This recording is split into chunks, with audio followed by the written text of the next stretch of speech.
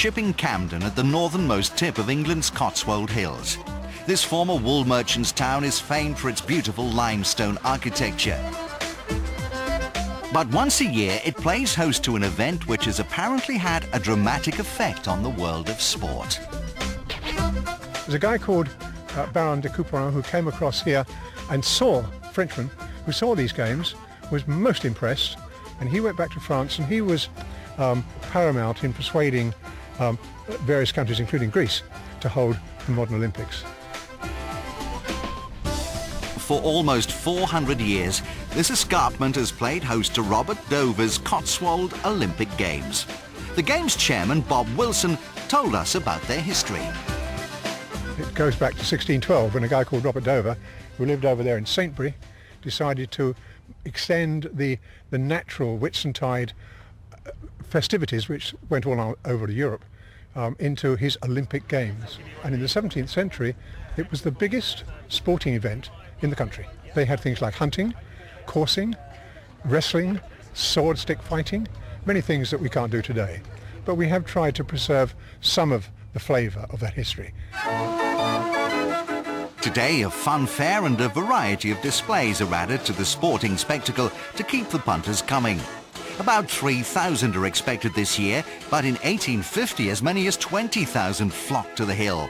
Such numbers did, however, lead to problems, which meant the games were closed down for 100 years. They say it was due to rowdyism, but I believe it was due to the puritanical views of a local vicar who lived down the Vale, and a lot of people. There's quite a few people around that probably would be happy if we didn't destroy this somnolent atmosphere of Camden for a weekend once a year. But the somnolent atmosphere is set to be disturbed once more as Robert Dover and his traditional entourage approach the castle for the official opening of the games. First up, teams of 5 vie for the championship of the hill in a variety of relay races. The few rules there are seem largely to be ignored, with the competitive spirit of the local youth allied to their strict cider diet, leading to fearsome competition.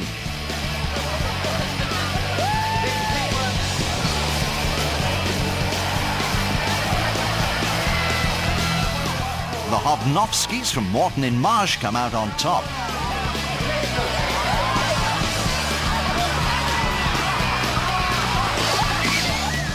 The tug of war pits the young farmers of Stratford and Studley against their Stroud counterparts.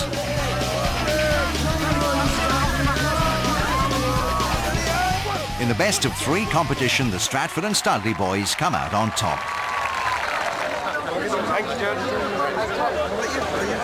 And then the pièce de résistance, which dates right back to the 17th century. The wrestling got a bit rowdy, and so they started to kick, and they thought they'd cancel it. They thought, what a good idea. So they let it carry. From that, developed shin kicking.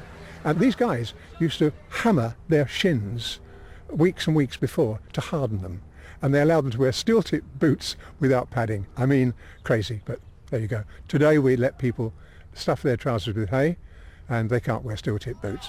Below the knee.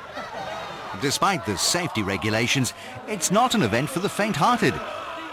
Bob has some simple advice for anyone thinking of taking part. I think an hour in the pub to dull your senses is probably quite a good idea.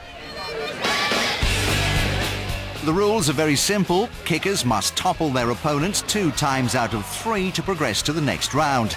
8 fearless competitors are prepared to have the shin kicked out of them.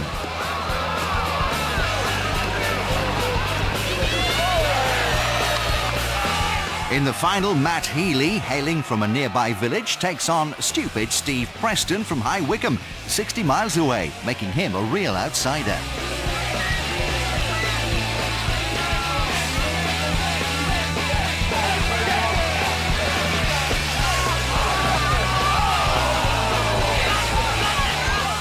The local favourite is forced to retire, but he's not convinced that Steve's playing by the rules. With Steve's toe caps satisfactory, he told us about his tactics. You have to go for it. You have to get in there as hard as you can and use your body weight. to go forward, and also watch for their back foot when it's off the ground. So if you kick their back foot, I won a couple of bouts because of that. Robert Dover's games may not be a match for their celebrated descendant, but with the evening rounded off with a bonfire and a firework display, it's another successful Olympic year in Chipping Campden.